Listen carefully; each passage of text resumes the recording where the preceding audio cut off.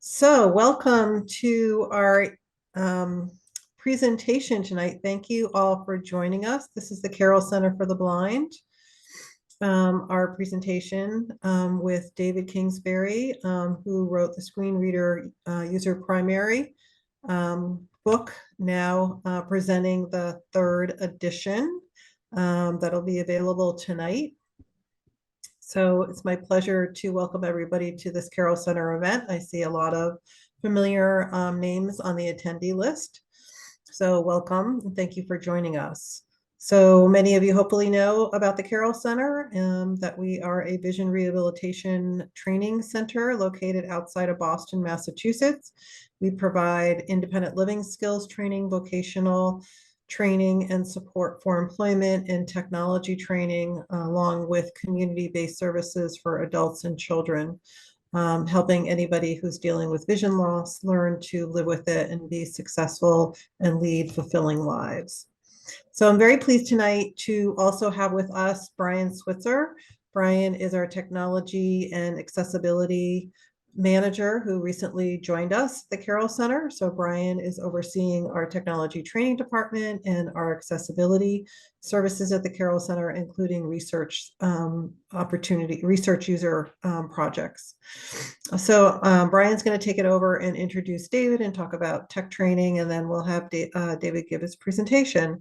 We'll follow up at the end. If you can hold your questions till the end and either enter them in the Q&A or allow you to ask them out loud. And then at the end of the session, we'll provide more information about how you can download the book. So Brian, it's all yours. Thank you, Dina. That's a wonderful introduction. As Dina mentioned, I am the program manager of accessibility training, technology and research. And so anything computer related at the Carroll Center for the Blind, feel free to reach out. I'm sure we'll find a program for you. We have a couple of exciting programs coming up. One is computing for college, led by David Kingsbury and Izzy Bermudez. And that starts July 8th. And then we also have our screen reader user tester training program, and that coming up even quicker. That'll be on April 15th. So if something around user testing, if you're someone who's passionate about sharing your expertise around being able to use a screen reader and be able to communicate effectively with companies around WCAG and your own user experience using a screen reader and challenges that you bump up against, then definitely check out Strut. It's the only user tester training program for the blind, and it's exclusively by the blind. But of course, the programs are great, and the computing for college program and a lot of our technology programs are taught by David Kingsbury. And before I brag about him too much, I will have to say David Kingsbury was my own teacher a number of years back, and I owe a lot of what I know about technology to him. So I hope you guys tonight sit back and learn a lot about not just using a screen reader on the Windows platform, but also what David had to offer. So I'll continue on a little bit more. If you don't know David Kingsbury, he is a an assistive technology instructor with us. But he's also an advocate for the blind and visually impaired community at large. He's the president of the Basic Council for the Blind, as well as the co-chair of the MBTA Rider Asset Group. He's part of the subgroup focused on the ride, which is a very important group for those of us living with visual impairment and all disabilities in the greater Boston area. And a fun fact about David is in his younger years, I won't tell you how old he is, but in his younger years, he was a Peace Corps volunteer and worked on international development. So incredible resume, incredible career. And somehow on top of everything he'd been doing, he tonight is presenting his third edition of his book, the Windows Screen Reader Primer. So if you are interested in getting the book, it's free, and you can get that at carol.org / store. But at this point, I'll turn it over to David to talk a little bit more about the book. Thank you, Brian, and thank you, Dina, and thank you all for coming this evening. Um, so this is the third edition of the book. And when we put the first edition out, we had a little discussion in the Carroll Center. Should we do what one typically does, which is put it out and ask people to pay for it, or should we put it out for free? And we decided, and I think this has been a good decision, to put it out there for free, because the idea was we really wanted to get it out to as many people as we could. And putting a price tag on it was going to do a couple of things. One, it was going to um, limit it, but how many people would have access to it. But also, my feeling was technology is always changing. And I didn't want to have the burden of putting out one edition and then all of it simply, so much of it becoming outdated, come around with a second edition to ask for more money a year or so later. So I've really enjoyed not having to worry about that, being able to put out a second edition and now a third edition. And I don't think I need to tell you that technology always changes. And my sense is it's really accelerated even more over these last couple of years, or even especially just this last year. Um, so some of you may have already used the second edition. Let me just mention briefly a few things that are new about the third editions. There are a lot of new things. But the most important ones are one, there's a new chapter on using popular apps in the Google Workspace, formerly known as the Google Suite. Last year, I did do some treatment of Google Drive, but this has been expanded to have an entire chapter on other apps such as Google Docs, Sheets, Google Mail, Google Calendar, and even Google Forms. There is also a chapter on guess what? What else that we've been talking about the last year or so? AI. Okay. Now it's the basics of AI, intro to AI. Some of you may be using it at a much more advanced level already. But anyway, there's an intro there to get you going, including, and I'll be talking about this in a demo a little bit later, a brand new JAWS feature. When I say brand new, only a few weeks old, called Picture Smart with AI.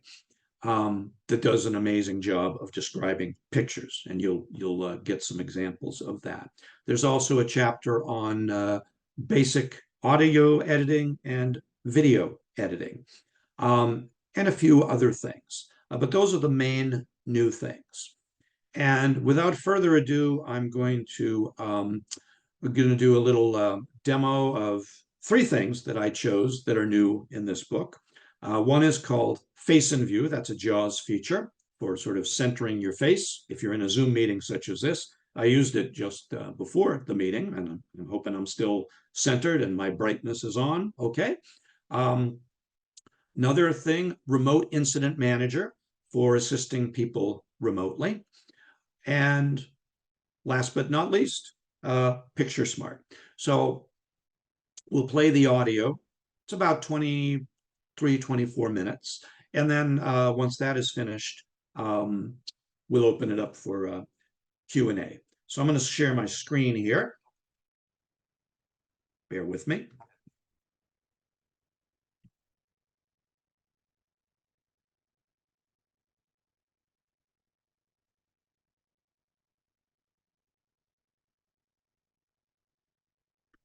Desktop ZP toolbar parent WND will started screen share. Press F6 to switch between.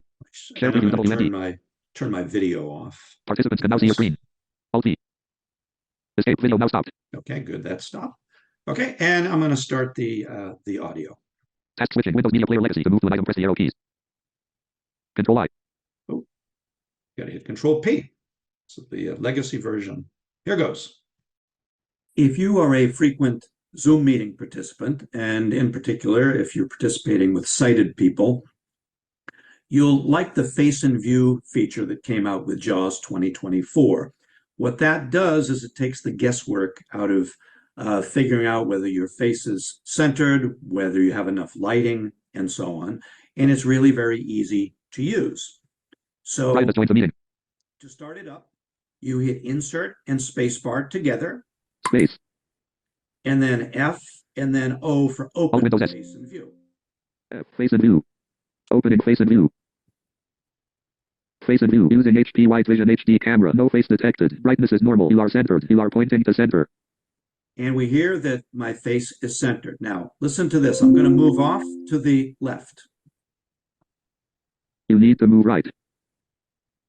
I'll move back to the center. You are centered. I'll move to the right. You need to move left. Turn your head left. And I'll get back to the center. You are centered. You are pointing to center. Now, I'm using a laptop. So what happens if I move the screen backwards? You need to move up or tilt your camera forward. And I will move forward.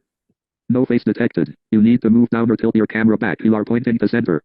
And now I can turn on my video during the Zoom meeting. Well, before I do that, I need to turn Face and View off. Face and View is using the camera, so I can't actually have the video on when I'm trying to center my face. So I'll hit Insert Space again. Space. F. Face and View. And then O again. Closing Face and View. Now I can turn on my video. I might turn my video off again a little bit later, recenter my face, and turn the video back on again. So some people think that you have to do this before a Zoom meeting starts. That's not the case. You just can't be using it when your video is on.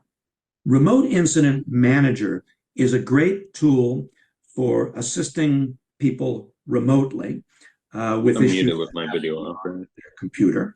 I'm now I in the webinar. use it as an instructor. I might be muted. I want to set up something on somebody else's How computer, about now?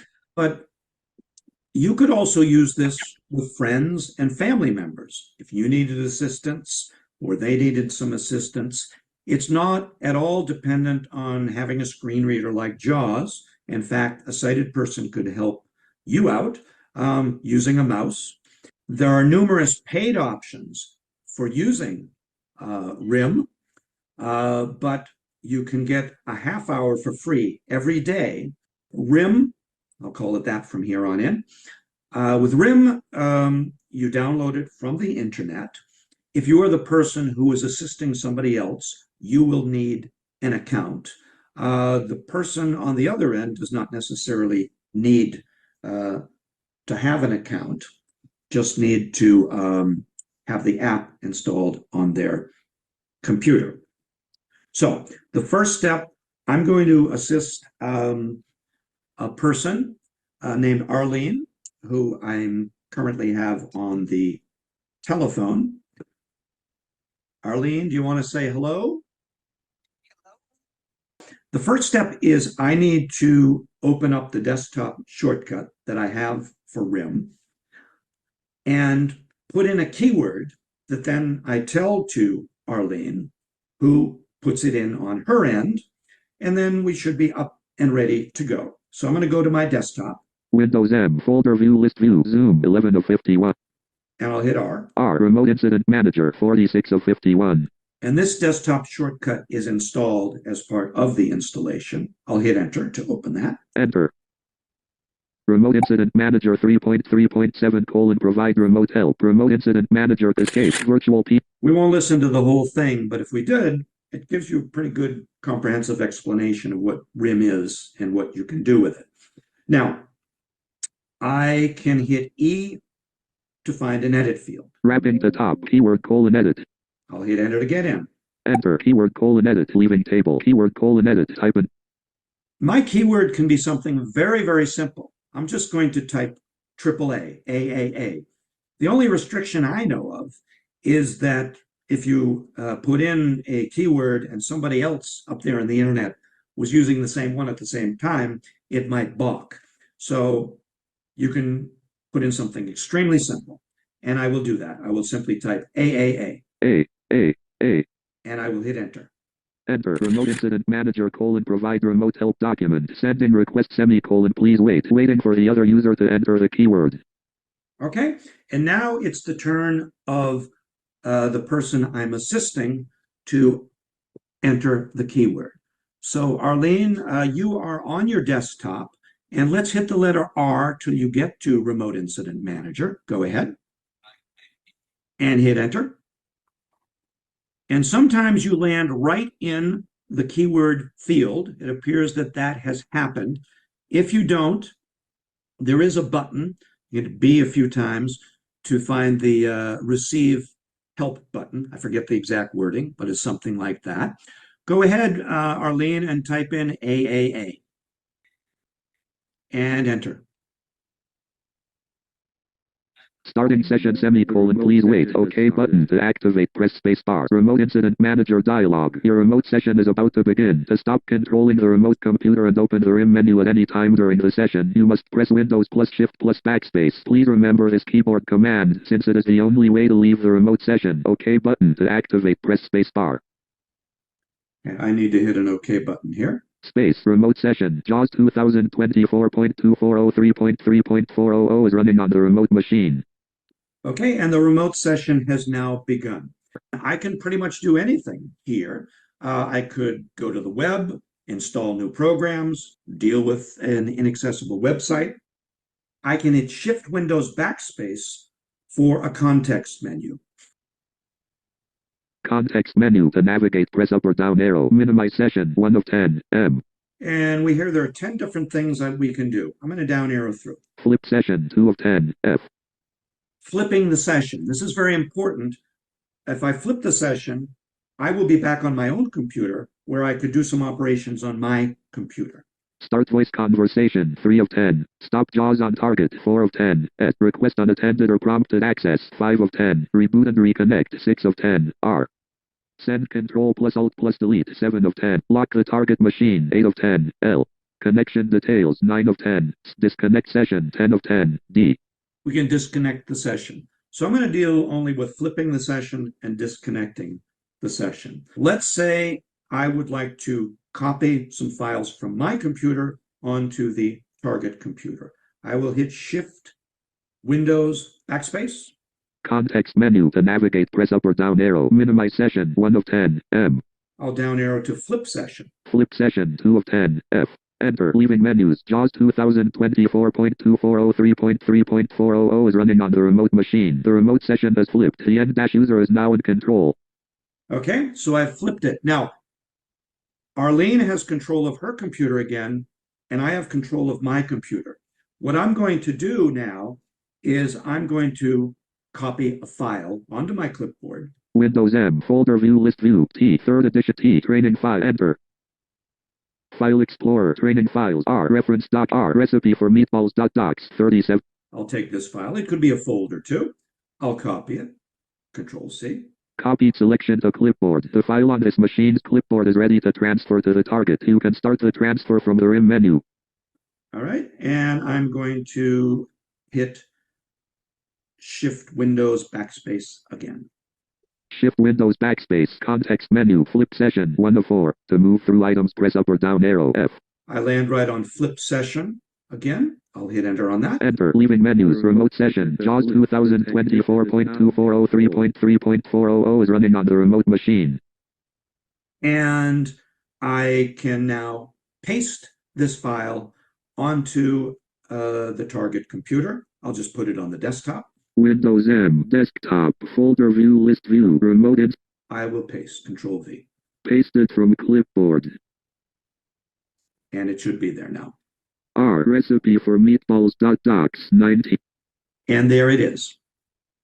When I want to end the session, I will just go back into the context menu. Context menu. To navigate, press up or down arrow. Minimize session. 1 of 11. M. And disconnecting was the bottom of the list, but I can just up arrow once to it. Disconnect session 11 of 11. D. And I'll press enter on that. Enter. Leaving menus. Training files. Control has been given back to Arlene. Just a few weeks ago, JAWS introduced an amazing new feature using AI for describing pictures. It's called Picture Smart. Picture Smart has been around for a while, but this new version is called Picture Smart with Generative AI. And I think it is the single most significant new feature they've ever added. And I've been using JAWS for about 20 years. And it allows you very quickly and easily to get detailed descriptions of images on websites, for photos on your computers, even for paused YouTube videos, among other things. Before you can use this new feature, you have to join what's called the early adapter program with JAWS, but that is very quick and easy to do. We first go to the JAWS menus. JAWS context menu. To navigate, press up or down arrow. O. Option sub menu. O. I'm going to hit enter to open the options sub menu. Enter. Basics. B. I'll down arrow 2-3 times. Voices sub. Braille. Early adopter program. E. And this is a new thing, by the way, so you may not be familiar with it. I'll hit enter. Enter. To navigate, press left or right arrow. And now I'll tab. Math cat checkbox not checked. To check, press space bar. This is a new math feature. I'm going to tab past that. Read only, edit. Send feedback. Picture Smart with generative AI checkbox not checked. To check, press space bar. And I'm going to check this checkbox. Space checked. And I'm just going to tab now to the OK button. Edit read only. Send feedback button. To activate, press space bar. By the way, here is where you can go if you want to send some feedback. Disable all button. To OK button. To activate, press space bar. I'll press enter. Enter early adopter program dialog. You must restart JAWS to apply these changes. OK button. To activate, press space bar. Now at this point, you might also be prompted to change a particular JAWS setting. I forget the exact wording, but if that pops up, just agree to that. I'll hit enter on the OK button. And as it said, we need to close the JAWS program and reopen it for it to take effect.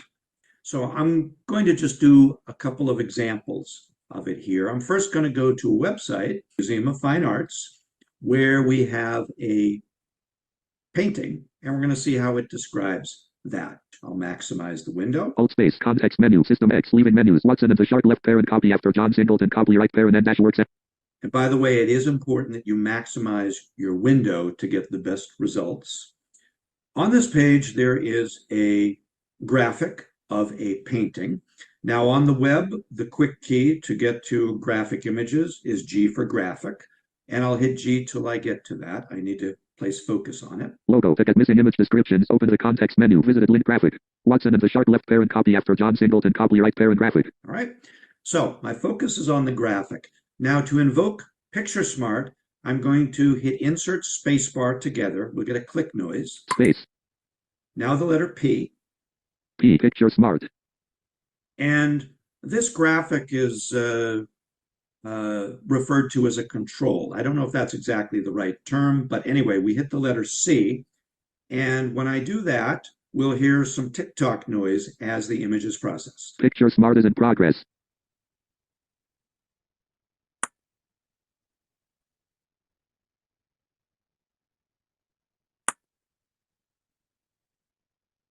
The image is a painting depicting a dramatic scene at sea. Several individuals are seen in a rowboat during a storm, with waves crashing against the boat. Okay, and I'm going to down arrow to hear the rest of it. One man stands heroically with an oar, while others look desperate or resigned. The scene suggests a moment of danger and survival. There are other ships and an ominous sky in the background. The style of the painting suggests it could be from the Romantic period, evoking strong emotions and the power of nature. I'll down arrow again. Link more results. Now this link more results means the following. Those initial results were using Google Gemini. Gemini is Google's AI tool. And if I hit enter to get more results, and I'll do that, and we'll hear the tick-tock, tick-tock. Enter. Watson and the Sharp left parent copy after John Singleton copy. It's now processing to also get results with ChatGPT. And we're going to find that the ChatGPT results are generally more detailed and elaborate. If I had, after doing insert space and then P, hit Shift C rather than just C, it would have given us the full set of results. So keep that in mind if you don't want to do the two-step process. Heading level 2 Gemini. Now it says heading to Gemini. Again, those are the Gemini results. We won't hear those again. We have another heading 2. I'll just hit H to get to it for the ChatGPT results. ChatGPT heading level 2.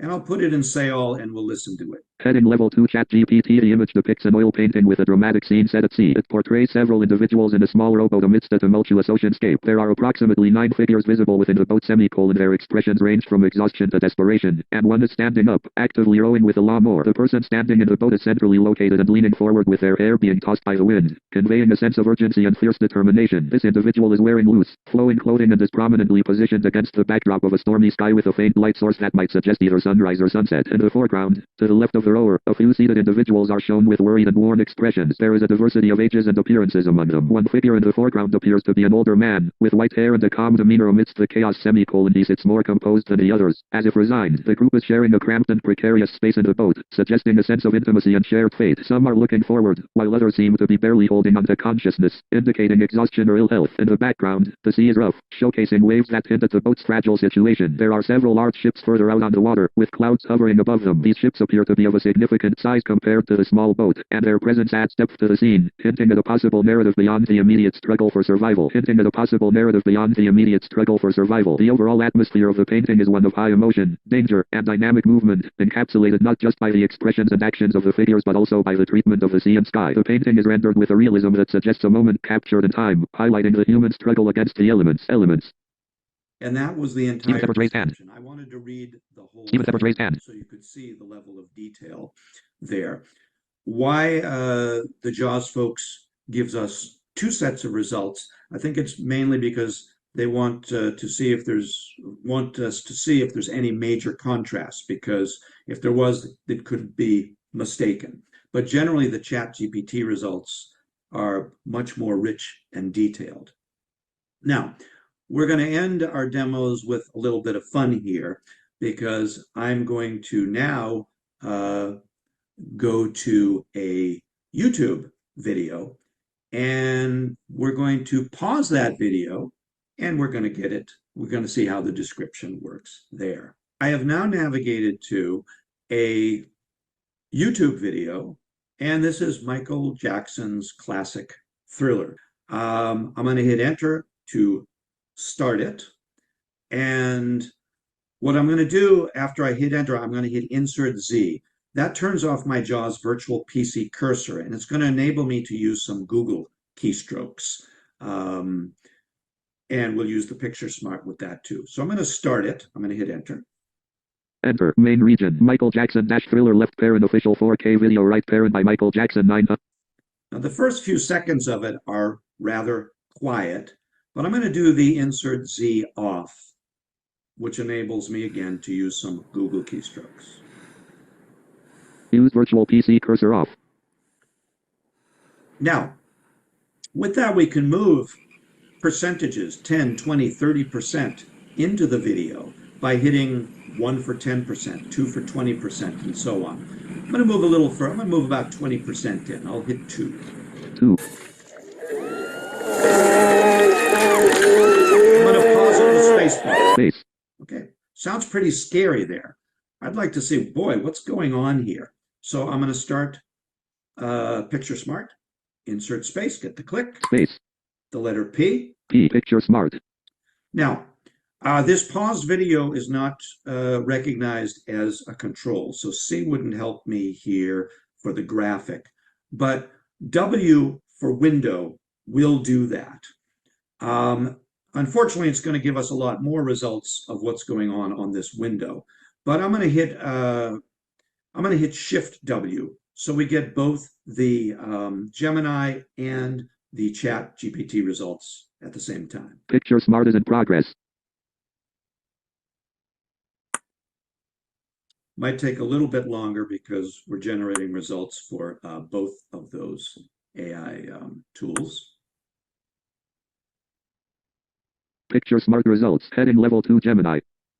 We'll hear the Gemini results. Heading level 2 Gemini. The image is a screenshot of a YouTube video. The video is of Michael Jackson's quote thriller quote music video. The thumbnail of the video is a close stash-up of Michael Jackson's face. He is wearing a red jacket and a black hat. His eyes are wide open and he has a surprised expression on his face. The background is black. Heading level 2 ChatGPT. The image you've provided appears to show a screenshot of a YouTube video. The video paused on the screen is from a music video, displaying a close stash-up of a woman's face showing an expression of fright or shock. Her eyes are wide and her mouth is open as if she's screaming or very alarmed. The look seems purposeful for the video's theme, which could be suspenseful or thrilling given her expression. The YouTube interface is also visible in the screenshot, showing various controls and information. The title of the video on YouTube reads, quote, Michael Jackson - thriller left parent official 4K video right parent, quote, which suggests it's a music video for Michael Jackson's song, quote, Thriller, quote, known for its iconic horror - themed content and groundbreaking effects for its time. It's evident from the number of views and other video suggestions related to Michael. All right, I'm going to hit control there because it's describing some of the other things. So there actually we saw a little bit of inaccuracy between the Google Gemini and the ChatGPT results. Sort of thought that Michael was a woman there.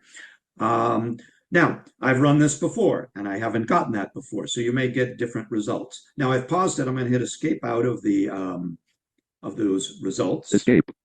And I'm going to go about 70. I'm going to go about 70% in. I'll just hit 7. 7. Okay, and I'll restart it. Space.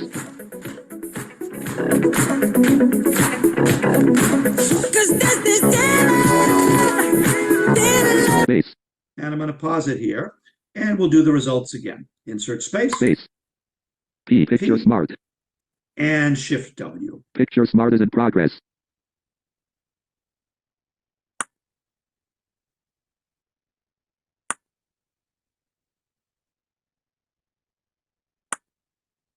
We're waiting as it generates our results. Heading level 2 Gemini.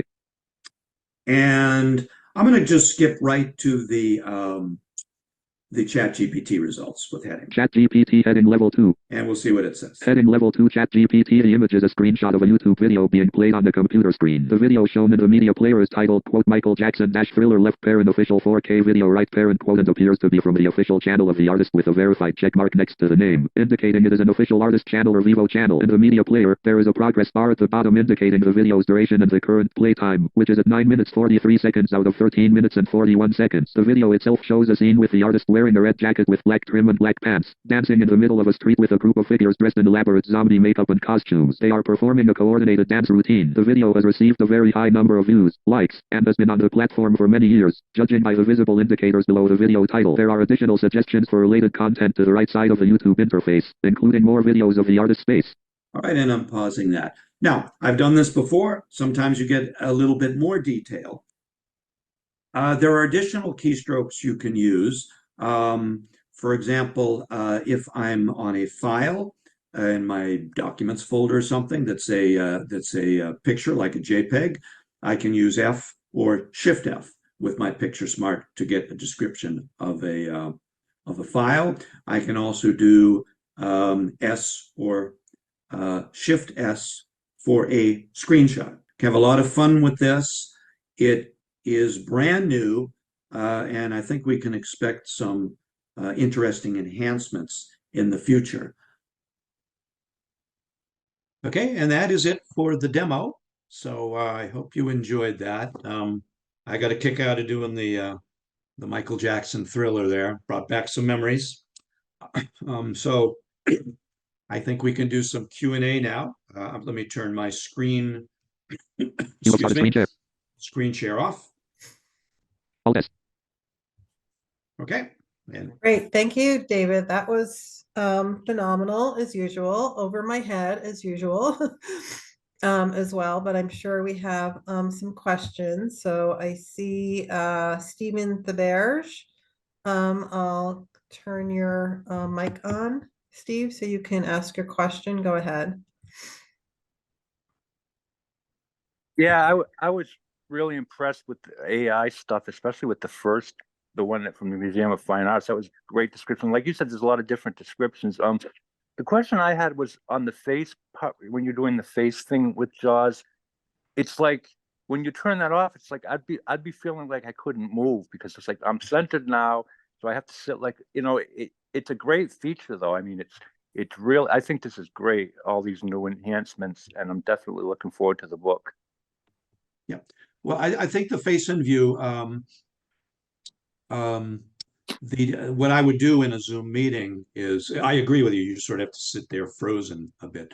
But during the Zoom meeting, you can turn your video off again and then just sort of reposition yourself, every few minutes if you like, and then turn your video back on. So the thing is, you wouldn't want to keep it on for two reasons. One, you can't because your video can't work with it on. But then also, if you keep the face in view on and you move it all, you just keep hearing, oh, you moved a little, move a little this way, that way. So, but it's very nice. I used it before the meeting here. I haven't used it in the last few minutes, so I might be off. I should turn my video back. Well, after hearing that Michael Jackson, you might have moved around a little bit. I was dancing. You guys didn't see that. I had my video off, unfortunately. So. Thanks. Okay. Yeah. All right. But I think, Stephen, it's pretty amazing. One thing I'll mention is a lot of people have said to Freedom Scientific in terms of recommendations on how to enhance it. These other AI tools also have situation where you can ask follow-up questions. So I'd love, for example, in the case of the Michael Jackson video, where a lot of what we heard was just sort of, well, what does the screen look like in a general YouTube situation? But I'd look forward to be able to ask a follow-up question. Please describe the actual video in greater detail. Could you do that in Media Player as well? I mean, could you do that with any video platform? With the Yeah, no, I just picked YouTube. Yes, but you can do it with any other videos. Again, with either sharing the window, with either the window or screen share. Yeah. Okay. Thanks. Great. All right. Thanks, Stephen. All right, Pardis, I opened up your mic if you want to ask a question. Okay. Hi, how are you, David? Thank you for. Pardis, it's great to hear from you. Thank you. I really appreciate and I really appreciate the time and effort you do for all these editions. I used your second edition a lot, and now I want to know that how and when we can access to the third edition. The third edition is available on the Carroll Center website right now. It was put on this morning, and the second edition was tossed in the waste bin. So you can go right to carroll.org/shop. There's a books link in there, and you'll find it in there. And then there's a form you need to sort of fill out. We want to get some of your information. And then when you download it, and again, there are instructions on the page, but briefly what happens is you'll find that download link. It should go right to your downloads folder.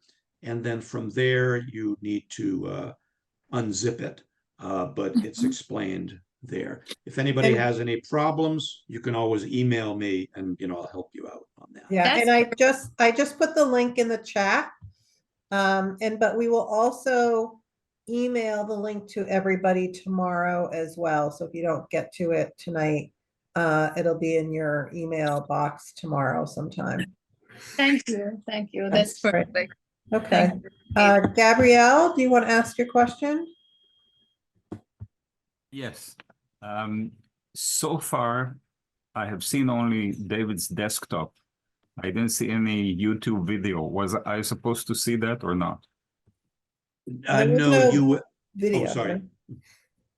I did what I did just now. That was an audio recording. It was not a video. Mm-hmm. So everything you were talking about, I could only see the desktop, right? No. Correct. I see. Okay. Yeah. Correct. Yeah.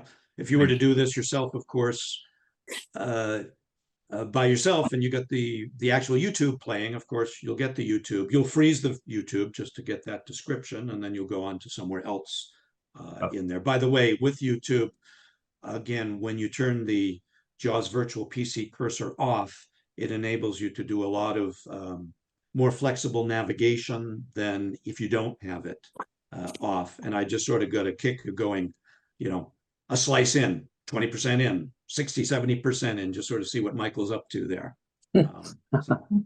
I'm just starting out because I have glaucoma and I'm slowly losing my sight. So I'm trying to prepare. So I'm just doing the first steps in JAWS and NVDA. Yep. So whatever you were talking about mostly was Chinese to me.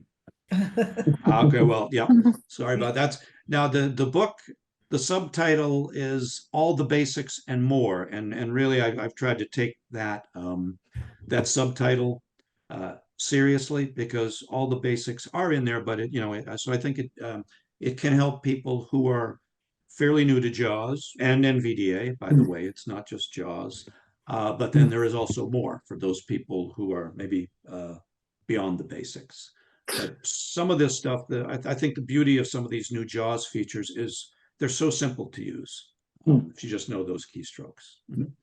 Sorry, I don't know if I still have time to ask another question. Sure. What I noticed in all the videos that I was watching is that the presenter assumes that the viewer knows how to touch type. I have no clue how to do that. I type with one finger.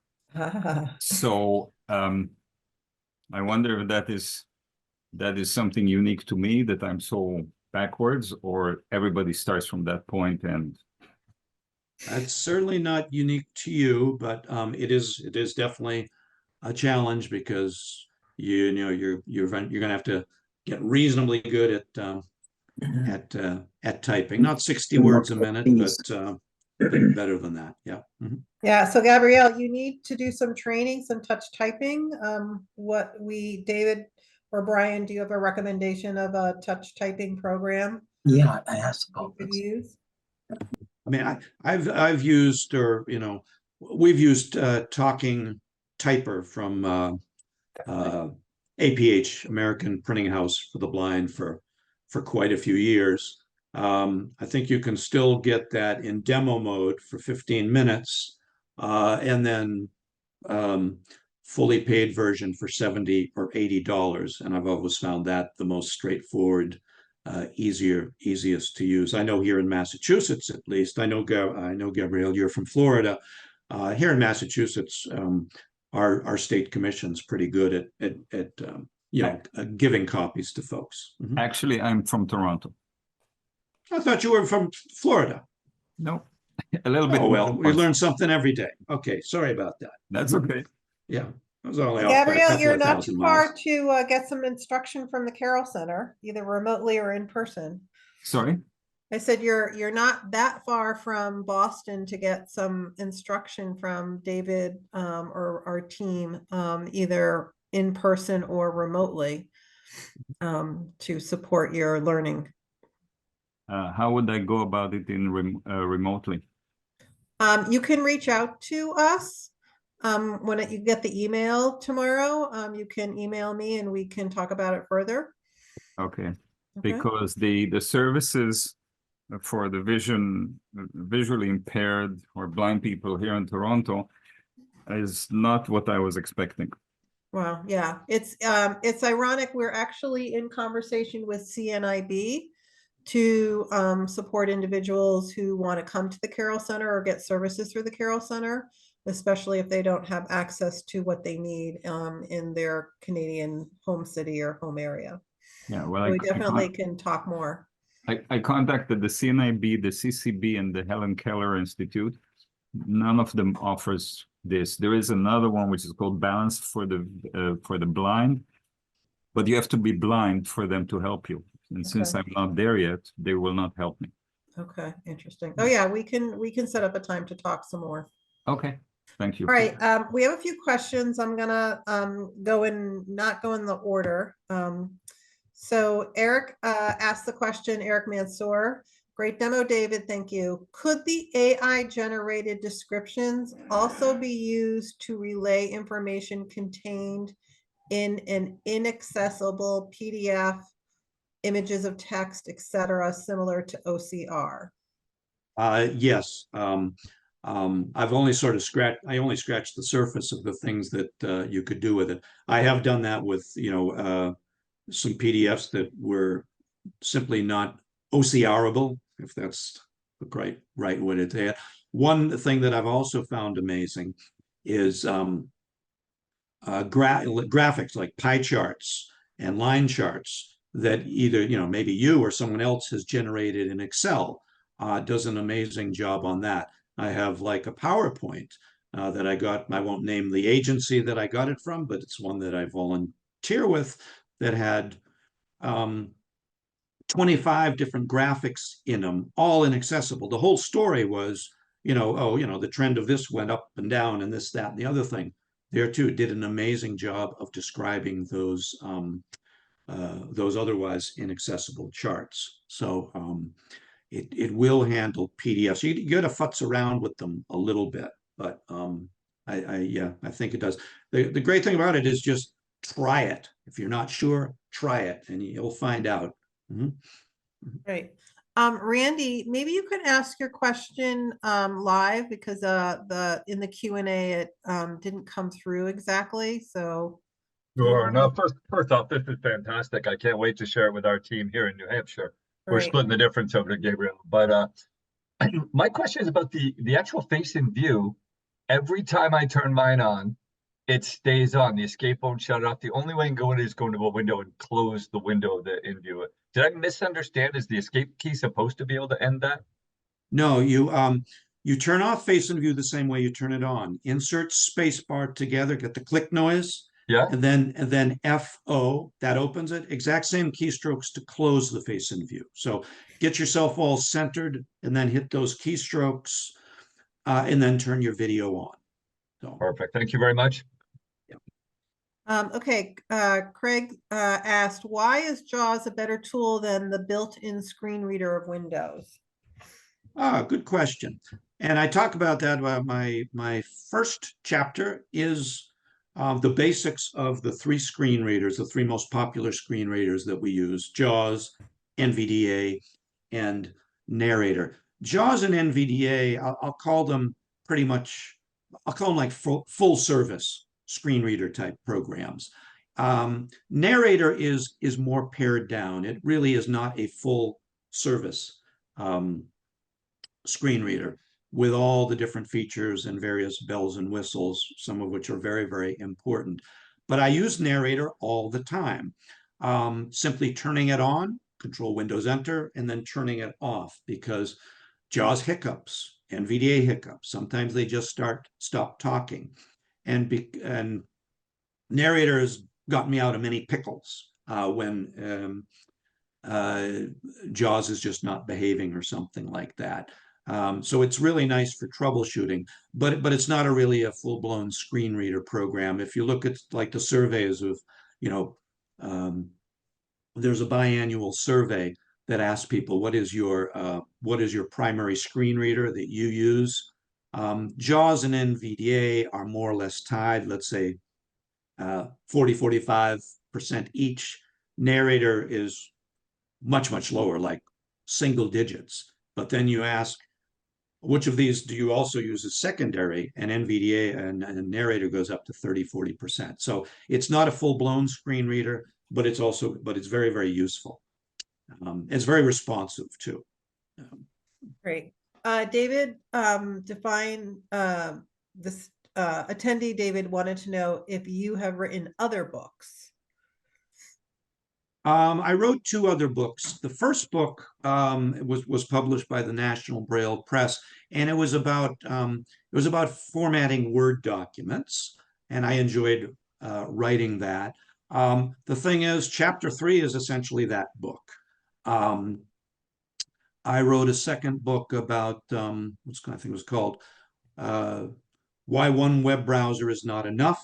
So talking about using Google Chrome and Microsoft Edge and Firefox and how you could work with those together. But that's chapter 7 of this book. And I really enjoyed writing those two books when it was time to write, and I wanted to keep writing. well, am I just going to keep writing one book on one slice here and there? And I thought it would be a more meaningful contribution to write something more comprehensive and Okay. keep going with it. So that's why I'm on the third edition of this one. Great. And are you active on any social media platforms for people to follow you or connect with you? Again, I had my birthday, so I shouldn't show my age, but I'm really not into social media myself much, hate to say. But of course, Carroll Center is, so you can always Yes. follow Follow us follow the on Carroll Facebook Center. and Instagram. Yeah. I'm going to answer this last question. So we ask that you do not use the information in David's book to repost it as your own content on social media or other platforms. Certainly, this is information provided out to the public to use for your own self-development. We don't have a problem with people sharing this with their colleagues in their own enhanced use of technology or sharing it with other people who are visually impaired. We would prefer people download it directly from the Carroll Center so we can keep in touch with them and let them know about future updates with the book or other opportunities. I'll mention one other thing. Of course, the book is being provided for free. If you feel the desire to do so, we always appreciate donations to the Carroll Center. That doesn't really go into like the book in any way, but it goes to help us deliver our various training services that we do, which are that's the core of what we do at the Carroll Center. You're writing books is sort of like a side deal for me, but the core of what we do is individualized training, and any support to us to enhance our ability to do that is welcome. Matthew, you can ask your question. Hi, David. Thank you for your resource. This is Matthew from the Foundation for Blind Children here in Phoenix. And I did want to mention that your Talk and Typer is a really nice website from APH now. So that's free. So that's right. You can really nice you can resource. access it online. You're right. Yeah. Mm-hmm. So, but and I forget if there was a keystroke for it or not. Glenn Gordon demonstrated this in the Freedom Scientific cast, where he put the video full screen. So I don't know if I have to listen back and see if there's a keystroke for that, but I got all the window content out of the way, just only focused on the video. So the full screen keystroke is generally F11. Okay. But doing F11, like for example, in that YouTube, it would be really nice if the entire screen got filled with Michael dancing there and so on. But I think it still is sort of like a thumbnail, like it's a slice of the screen. Mm-hmm. Okay. Well, anyways, thank you for it's quite an effort. What is it, 500 pages by now or something? Yeah, it's gotten pretty big and fat. And by the way, when you do download the book, what you get is the book broken up, two subfolders, one with the book broken up into chapters in Word, a second broken up into EPUB if you use that. And I've also included the full book as a single file. There's also a subfolder with some practice files. I strongly recommend you use the chapter files because a single file, it's just very bulky. So if you want to read about Excel, much better to open the chapter on Excel. It's maybe about 50 pages rather than the full book, which is 10 times that size. It's going to make your computer crash probably too. Yes. All right. Okay. Thank you, David. Thanks, Matthew, for attending. I think we have one more question from Diane. Go ahead. Hello? Can you hear me? Yeah. Yes. Okay, great. Thank you, David. I really appreciate this. I'm calling from California. I was referred to this webinar from Hannah Fairbairn, who I'm sure great, you probably wonderful. remember. Yeah, Good pal from us. Yes, of ours. Yes. Yeah, thanks. So I have a quick question, and I just it's possible you answered it and I missed it as I was fussing trying to figure out how to raise my hand. I was wondering what the title of your book is that is on formatting for MS Word, because I am a writer as well, and I'm just beginning my JAWS journey, switching from VoiceOver, which I found to be a bit buggy on my Mac. So If I yeah. remember the title, I think it was, because it's maybe 5 years ago now, I think it's Format Your Word Document Like a Pro or something like that. I'll tell you a funny story. I did a podcast interview, and the first question for that first question, the people who had done their homework very well asked was, "So, David, what's the name of your book?" And I said, "Format Your Word." I said something or other. He says, "No, I think it's this." And I said, "Okay, well, you edit this, right? Can you ask me again?" So I couldn't remember then, but something like Format Your Word Document Like a Pro. But again, chapter 3 of this book is basically that, plus some more. There's also an appendix for those people who are students, as well as sometimes professional writers, on the academic style guide requirements like APA, Chicago, etc. So I'd say, you use this. That plus that book's 5 years old, and things, not that much has changed, but some things certainly have changed. Mm-hmm. Right, right. Well, thank you very much. I'm interested in manuscript submissions, and so anything would be very helpful. And thank you for doing all of this. It's wonderful to have these resources available to us. You're welcome. Say hi to Hannah for us. I will do so. Yeah, she may be on this call. I don't know. Oh, I hope so. Yeah. Yeah. I know a couple of people asked about training. So David is one of our assistive technology trainers. We have a few.